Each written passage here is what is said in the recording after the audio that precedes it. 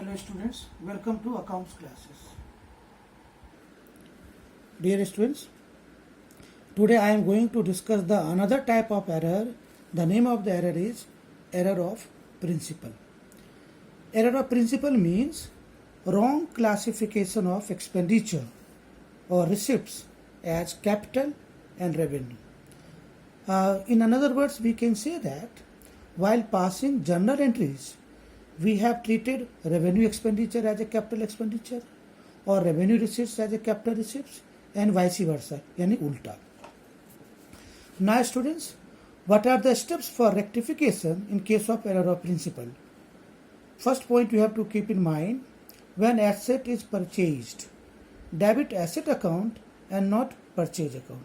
तो बेटा आपको याद होगा जब मैंने जनरल एंट्रीज आपको सिखाई थी, परचेज ऑफ गुड्स तो परचेज को डेबिट करेंगे, और जब कोई मैंने एसेट्स खरीदा है तो हमने एसेट्स को डेबिट करना है, ना कि परचेज को.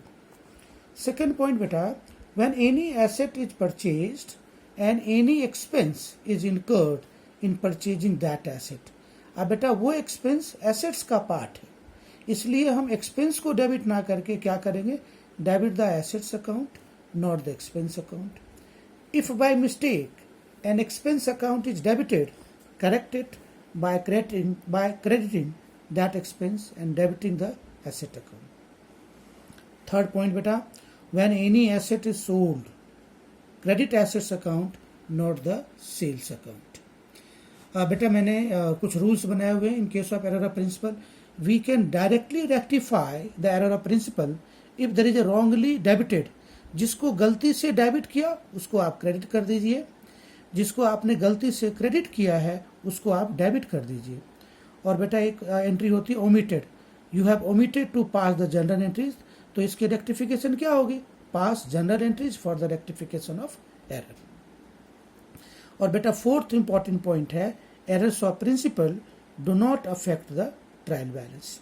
Now students, I will discuss the error of principle with the help of a example, although I have discuss with you.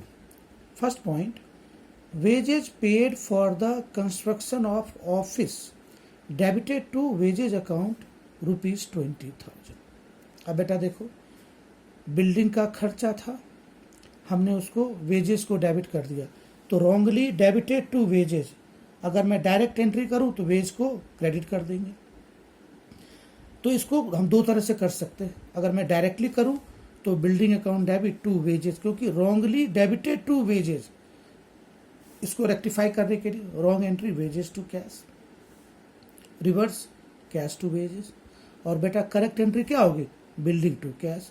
इन दोनों का नेट इफेक्ट, कैश डेबिट है कैश क्रेडिट है, दोनों को कैंसिल कर दिया and you are left with building account debit to wages, building account debit to wages 20,000 being error rectified.